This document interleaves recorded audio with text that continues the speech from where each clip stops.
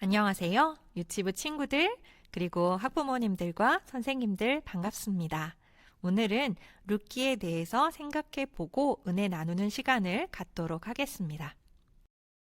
룻기는 사사기와 사무엘서라는 딱딱한 조개 껍질 속에 들어있는 진주 같은 책입니다. 하나님께서 우리의 일상에서 일어나는 기쁨과 고난에 어떻게 관여하시는지 보여줍니다. 이 책에 등장하는 세 명의 주요 인물은 과부 나오미, 모압 여인 룻, 그리고 보아스입니다. 그들의 이야기는 4장에 걸쳐서 아름답게 펼쳐집니다. 1장은 사사들이 치리하던 시대에 라는 말로 시작합니다. 사사기에서 봤던 매우 어둡고 힘든 시기가 떠오릅니다. 이때 기근으로 힘들어하던 한 이스라엘 가정이 베들레헴을 떠납니다. 그들은 음식을 찾아서 이스라엘의 오랜 원수인 모압의 땅으로 이주합니다. 그런데 거기서 아버지인 엘리멜렉이 죽고 맙니다. 두 아들이 모압 여인 룻과 오르바와 결혼했지만 두 아들 역시 자식이 없이 죽게 됩니다. 이제 남은 사람은 나오미와 두 며느리뿐입니다. 더 이상 모압에 남아있을 이유가 없는 나오미는 두 며느리에게 자신은 고향에 돌아가겠다고 말합니다. 그런데 이스라엘에서 이방인 과부로 살아가는 것이 얼마나 힘든지 아는 나오미는 그들에게 고향인 모압에 남으라고 강권합니다.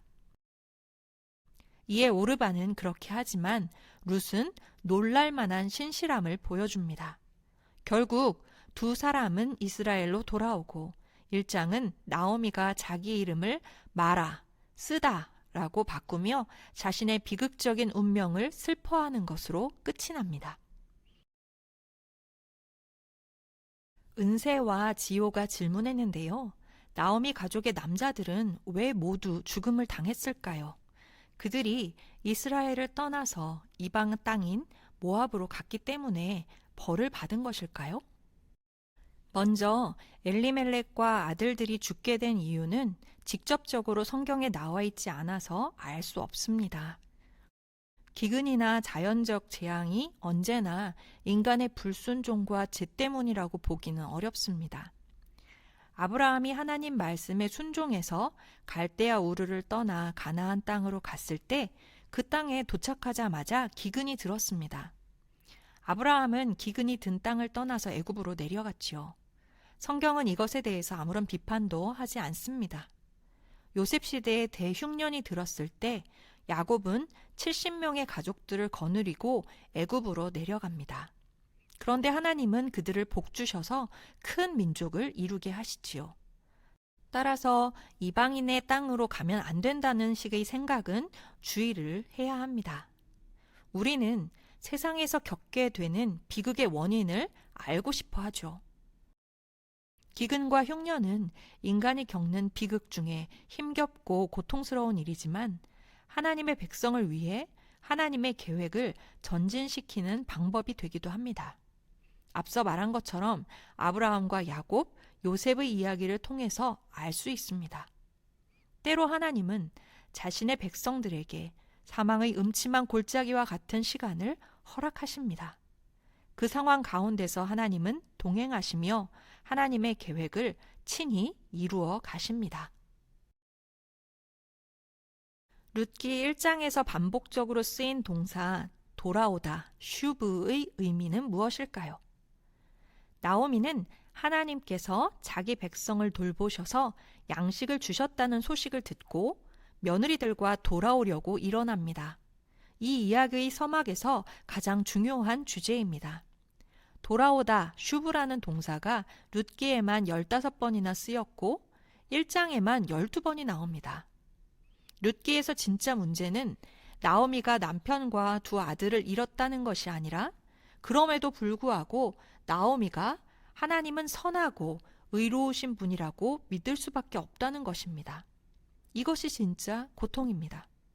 무신론자들은 고난을 당할 때 어쩔 수 없는 불합리한 세상의 일부로 느끼지만 그리스도인은 그렇지 않습니다. C.S. 루이스는 말합니다. 기독교는 고통의 문제를 푸는 것이 아니라 오히려 만들어낸다고 할 수 있습니다. 실제로 날마다 고통스러운 세상을 경험함에도 불구하고 궁극적인 실제이신 하나님은 우리를 사랑하시는 의로운 존재라는 믿을 만한 보증을 받았다고 생각하는 그들에게 고통이 문제가 되는 것입니다. 그렇다면 우리는 고통의 때에 어떻게 해야 할까요? 믿음을 포기하고 주저앉아야 할까요? 아니면 믿음이 오히려 우리의 고통을 악화시키고 있음에도 불구하고 하나님께로 돌아가야 할까요?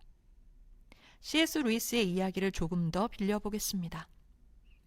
인간의 영혼은 모든 상황이 좋아 보일 때는 아집을 포기할 생각을 하지 않습니다. 그러나 고통은 고집스럽게 우리의 주목을 요구합니다. 하나님은 쾌락 속에서 우리에게 속삭이시고 양심 속에서 말씀하시며 고통 속에서 소리치십니다. 고통은 귀먹은 세상을 불러 깨우는 하나님의 메가폰입니다. 우리가 언제나 그분보다는 다른 것을 더 좋아한다는 사실이 드러났음에도 불구하고 그리고 이제 더 이상 붙들 더 나은 것이 없기 때문에 그분께 나아가는 것임에도 불구하고 하나님은 기꺼이 우리를 받아주십니다. 이것이 하나님의 겸손입니다. 나오미가 모압에서 베들레헴으로 돌아오기로 한 것 자체가 온전함의 방향으로 이미 방향을 전환하고 한 걸음을 뗀 것입니다. 나오미는 여호와의 손이 자신을 치고 있는 것으로 보았지만 그럼에도 불구하고 여호와께서 양식을 주시는 유다 땅으로 돌아가려 합니다. 비록 발단에 불과하지만 여호와 하나님은 자기 백성을 텅 비게 만드는 분이 아님을 보여줍니다. 하나님은 기근으로 고통당하는 자기 백성을 긍휼히 여기셔서 떡을 주시는 분입니다. 친히 백성들을 먹일 떡이 되신 분입니다. 주님은 자신의 몸을 찢어 우리의 떡이 되시기 위해 성육신 하셨습니다. 그 떡을 먹으면 영원한 생명을 얻습니다. 이것이 복음입니다. 은유의 질문입니다. 왜 오르반은 모압 땅에 남고 룻은 나오미를 따라갔을까요? 나오미가 강하게 돌아가라고 권하자 며느리들은 소리 높여서 웁니다. 그리고 마침내 오르반은 이별의 입맞춤을 하고 나오미를 떠나갑니다. 오르반은 상식적으로 그에게 남은 유일한 길을 선택한 것입니다. 시어머니인 나오미가 자유를 주었기 때문에 오르반은 일반적인 선택을 한 거죠. 이방 땅에서 과부로 살아가지 않고 가족에게로 돌아가 새로운 삶을 살기로 결정한 것입니다. 오르반은 상식적이고 또 예상 가능한 일을 하였습니다. 그러나 룻은 다른 선택을 합니다. 상식을 초월한 충성을 선택합니다. 하나님의 백성들조차 각기 소견에 오른 대로 행동하던 사사시대에 모압 여인이 놀라운 인애의 모습을 보여줍니다. 본문에서 인애라는 단어가 등장하진 않지만 붙쫓다라는 동사를 통해서 룻의 행동이 인애의 행동임을 드러냅니다. 믿음의 공동체에서 약한 자가 공궁에 처했을 때 강한 자가 자발적으로 보이는 충성과 사랑, 이것이 바로 인애라고 했습니다. 나오미뿐만 아니라 룻도 모압 지방에서 돌아온 여인이 됩니다. 그렇다면 룻은 어떻게 해서 모압에서 돌아온 여인이 되었을까요? 젊은 여인인 룻은 젊은 남자를 얻기 위해 고향으로 떠나지 않고 늙은 시어머니를 붙쫓았기 때문에 돌아온 여인이 되었습니다.